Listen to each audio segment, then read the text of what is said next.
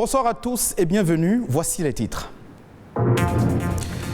Aucune sage-femme ne peut inscrire sur la fiche de naissance le nom du présumé père si la femme n'apporte pas au moment de l'accouchement la preuve de la reconnaissance de la grossesse. L'acte de paternité est désormais obligatoire au Bénin. Le climat et la météo, deux éléments indispensables à l'agriculture qui nécessitent une bonne maîtrise pour un bon rendement. Un agrométéorologue nous en dira un peu plus dans cette édition. Et puis, il est désormais plus facile aux Cotonois de mieux s'orienter, ceci grâce au plan d'adressage, une opération qui consiste à identifier toutes les rues, maisons et boutiques de la ville.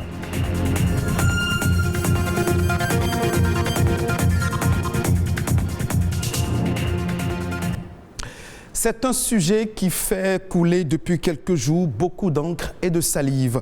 Au Bénin, il est désormais exigé aux couples, le géniteur notamment, l'attestation de paternité avant la naissance du bébé. Désormais donc, l'obtention de l'acte de naissance d'un bébé est subordonnée à la présentation du certificat de paternité pour les couples non mariés devant la loi. Quel problème vient résoudre une telle réforme et mieux sera-t-il pas sujet à des problèmes de société? Élément de réponse dans ce reportage signé Rodrigue Babaguito. Depuis ce 1er avril, cette sage-femme fait usage de nouvelles méthodes pour enregistrer les naissances. Zouleyat doit désormais se servir de nouvelles fiches et les consignes reçues sont très fermes. Les nouvelles fiches ont de numéros de déclaration qui se fait en ligne. Et tant que le monsieur ne reconnaît pas qu'il est l'auteur de la grossesse, nous ne pouvions pas ajouter son nom. Elle ne remplira donc pas la partie concernant le père de l'enfant si la mère n'apporte pas cet acte qui dit qui est le père de l'enfant, l'acte de reconnaissance de paternité, une pièce obligatoire pour les couples non mariés devant la loi. Cette obligation, déjà prise en compte par un code datant de 2015, est aujourd'hui plus clarifiée par une autre loi du 6 janvier 2021 portant dispositions spéciales de simplification et de gestion dématérialisée de l'enregistrement des faits d'état civil. Dans la législation béninoise, cette pratique elle a cours depuis quelques années déjà. On va se référer à la loi portant Code de l'enfant en République du Bénin. Et relativement à cela, il était depuis son avènement remis aux femmes enceintes la fiche de déclaration de paternité. Aujourd'hui, cette donne reste d'actualité, à part le fait qu'il est demandé à l'homme, après avoir rempli la fiche de reconnaissance de paternité, de se rendre dans un état civil pour poursuivre les démarches. Pour le législateur, un tel acte va faciliter l'enregistrement de chaque enfant au registre national des personnes physiques, une mesure approuvée par cette responsable de la mairie de Cotonou. Vous voyez les actes de naissance qui circulent dans les temps anciens, souvent, ils ne sont pas enregistrés dans le registre de l'état civil. Et ce sont les agents indélicats qui le font souvent. Et il y a beaucoup de Béninois, de citoyens béninois qui ne sont pas enregistrés, qui n'ont pas date de naissance. Du coup, avec cette reconnaissance de paternité, l'enfant qui naît a d'office son acte de naissance. Et beaucoup de problèmes, comme je l'ai dit, seront réglés. La prise de l'acte de paternité est subordonnée à la présentation du certificat d'identification personnelle. Ce sociologue voit naître en cette réforme d'autres problèmes de société, surtout pour les populations reculées. Vous savez, il y a des gens, les moyens sont disponibles, on dit venez volontairement déclarer vos naissances, vous n'avez rien à payer, mais malgré ça encore les gens résistent. Donc je fais partie de ceux qui se posent encore un certain nombre de questions. Est-ce que ce nouveau dispositif, ce nouveau document qui est introduit, est-ce qu'il ne va pas participer à empirer la situation? Les jours à venir pourront sûrement donner réponse à cette interrogation. Pendant ce temps, le gouvernement poursuit ses réformes dans le secteur de l'état civil et de l'identification en général, en vue d'atteindre l'un de ses objectifs phares, faire du Bénin une plateforme de services numériques dans la sous-région. On parle à présent de la numérotation des maisons et boutiques qui fait partie du processus de développement. À Cotonou, l'adressage dans sa phase technique est terminé, mais certains citoyens semblent encore ignorer son utilité et peinent à s'en servir. Qu'est-ce que donc l'adressage et quel usage peut-on en faire? Élément de réponse dans ce reportage. Un peu partout à Cotonou, il n'est pas rare de lire à l'entrée des maisons et des boutiques, des immeubles de commerce, des sociétés et bâtiments publics, un numéro sur fond bleu. Mais à la question de savoir si les Cotonois connaissent son utilité, les avis sont partagés. On voit souvent les numéros sur certaines maisons, pas sur toutes les maisons, mais on ne connaît pas l'utilité de ces numéros. Ces numéros, ce n'est pas forcément pour l'indication des lieux. Bon, on n'a jamais pris attention pour ça, quoi. Et encore, le numéro de chez moi, je ne sais même pas. Je ne le connais même pas, en fait. Plusieurs citoyens béninois comme Ismaël ne connaissent pas l'importance de ces numérotations. Pour eux, les spécialistes l'appellent adressage, un système d'identification qui facilite le repérage dans la ville. L'adressage permet aux citoyens, aux entreprises, à tous les acteurs de la ville de mieux s'orienter par rapport aux ambulances. Et vous allez constater les interventions d'urgence. Ça permet aux populations d'indiquer avec précision à ces structures de mieux retrouver là où l'incident s'est produit. Comprendre l'adressage semble être une tâche fastidieuse. Et pourtant, pour se retrouver dans une zone par rapport à une adresse, la méthode est simple. Par exemple, derrière moi, vous avez l'entrée 17. Et après, vous avez une entrée qui porte le 39. Ça veut dire que l'entrée qui porte le numéro 39 est à 39 mètres à partir du début de cette rue-là. Et le 17 veut dire que c'est à 17 mètres du début de cette rue. Quelqu'un vous donne son adresse et vous dit qu'il est au numéro 1500, rue 6.144 par exemple. Donc d'abord, le 6 points vous dit qu'il est dans le 6e arrondissement. Le 144 veut dire que la rue là est la rue qui porte le numéro 144e rue de l'arrondissement. Les agents en charge de l'opération d'adressage rencontrent plusieurs difficultés dans leur mission. La première difficulté est relative à la construction de plusieurs habitations en matériaux précaires qui ne facilitent pas leur numérotation. L'autre difficulté aussi est qu'il y a des zones qui ne sont pas encore loties à Cotonou, qu'on n'a pas pu adresser encore. Et il y a d'autres qui sont lotis, mais bon, les géomètres, on ne sait pas comment, ils n'ont pas déposé le plan de la zone.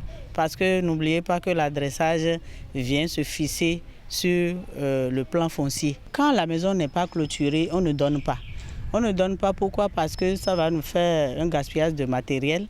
Et comment ça va être utilisé le numéro qu'on leur a donné. Puisque ceux qui y vivent ont une entrée pour rentrer chez eux, mais ils n'ont pas de clôture. Au-delà du fait de faciliter l'indication, l'adressage permet un meilleur contrôle des ressources fiscales de la ville. Les citoyens sont donc invités à se rapprocher de leur municipalité pour obtenir leur adresse ou signaler tous travaux de modification touchant à leur bâtiment. L'opération est gratuite. Environnement à présent, le climat et la météo sont des éléments indispensables à l'agriculture. Les maîtriser est nécessaire pour tout producteur à la quête d'un bon rendement. Cela permet de choisir les semences en conséquence et surtout de savoir quand et comment utiliser l'engrais. Un agrométéorologue nous édifie dans ce extrait. Nous avons des applications en météo qui sont beaucoup plus utiles pour l'agriculture. C'est pourquoi nous parlons de l'agrométéorologie, c'est-à-dire l'application de la météorologie à l'agriculture. Aujourd'hui, avec les changements climatiques, nos paysans ont du mal à maîtriser les saisons. Alors, la météo vient en appui à ces paysans-là, afin de pouvoir mettre à la disposition des paysans les informations agricoles nécessaires pour la maîtrise. Et le but final, c'est de pouvoir accroître le rendement à l'hectare de leur production. En cas de sécheresse, déjà, comme nous faisons la prévision saisonnière, nous mettons à la disposition de nos paysans les informations en début de saison, d'accord? C'est-à-dire le comportement de la saison au cours de l'année est-ce que nous aurons des séquences sèches, c'est-à-dire nous aurons des poches de sécheresse? Alors, si on devrait y avoir les poches de sécheresse, seront-elles longues ou bien courtes? Maintenant, si elles sont longues, quelles sont les variétés qu'il faut choisir?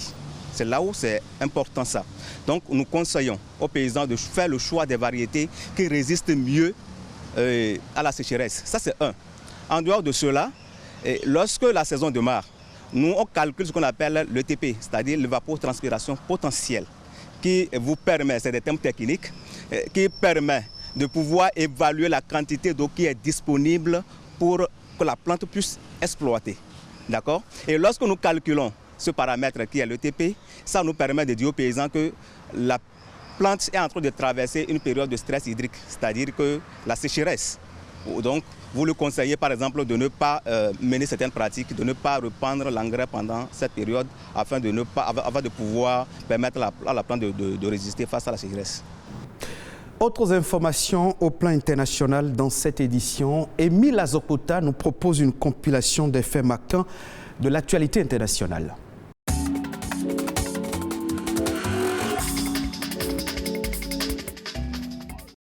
Un kilo de noix de cajou contre 1 kilo de riz. Cela s'appelle du troc et ça se passe en Guinée-Bissau. Cette pratique bat son plein en ce moment. Elle est spécifique au pays et vitale pour les producteurs. La pratique est tolérée parce qu'aucune alternative n'existe. Le troc fait partie de l'histoire même de la culture de cajou en Guinée-Bissau et a donc toujours résisté. Le réseau commercial dans certaines zones du pays est très pauvre et les routes en très mauvais état. 90% de la production de cajou se vend ou se troque au portail même des plantations.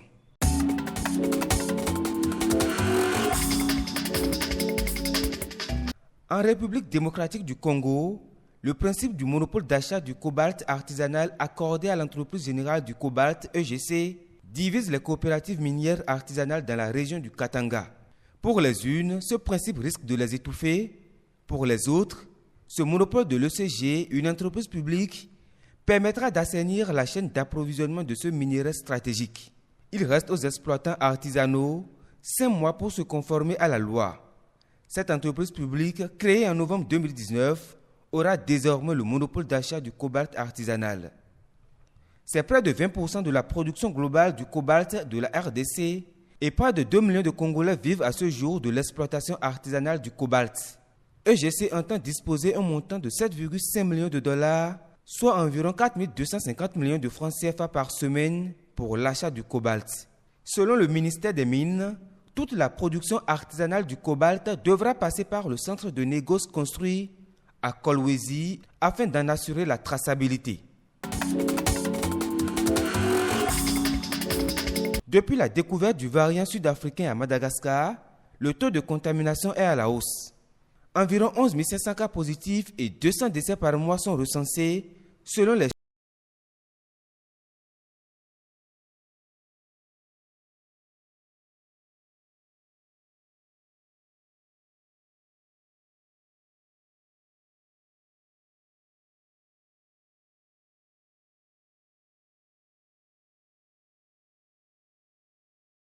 La colère monte dans le rang des footballeurs professionnels au Gabon. Ils ne perçoivent pas souvent leur salaire parce que les clubs manquent de financement. Le coronavirus n'a fait qu'empirer la situation. Les précisions dans ce reportage de nos confrères de France 24. Comme beaucoup de footballeurs professionnels gabonais, Chico Sassou a du mal à joindre les deux bouts. D'après le syndicat des joueurs, les footballeurs ne sont payés en moyenne que 2 mois de l'année. Les clubs n'arrivent pas à trouver des financements, les subventions de l'État tardent à arriver et le coronavirus n'a fait qu'empirer la situation. Ça fait 13 mois que nous sommes sans compétition, nous sommes à l'arrêt. Quand on vient jouer le samedi ou le dimanche, c'est pas le même niveau, c'est pas la même intensité, donc c'est vraiment difficile. Donc il faut bien qu'on entretienne le corps parce qu'un joueur pense toujours à demain. Certains footballeurs professionnels ont même dû raccrocher les crampons définitivement et changer de profession. Gamamba Souleymane est devenu peintre en bâtiment. J'ai des charges, j'ai mes projets et je me rends compte que le football ne peut rien m'apporter. Au Gabon, qu'est-ce que je fais? Je ne vais pas rêver. Mes rêves, c'est pour autre chose, plus pour le football. Voilà, donc là, je suis passé à autre chose. Pour le moment, si seulement j'ai une autre possibilité de partir de ce pays et aller jouer ailleurs, moi j'irai. Gamamba Souleymane dit gagner 8 fois plus d'argent depuis qu'il est devenu peintre. Il explique que la situation économique des footballeurs était déjà très mauvaise avant la pandémie. Lorsque le coronavirus est apparu, il a stoppé net toutes les compétitions et forcé de nombreux joueurs professionnels à renoncer à la carrière dont ils avaient tant rêvé. Fin de cette session d'information. Retrouvez cette édition sur le site de l'ORTB, www.ortb.bj.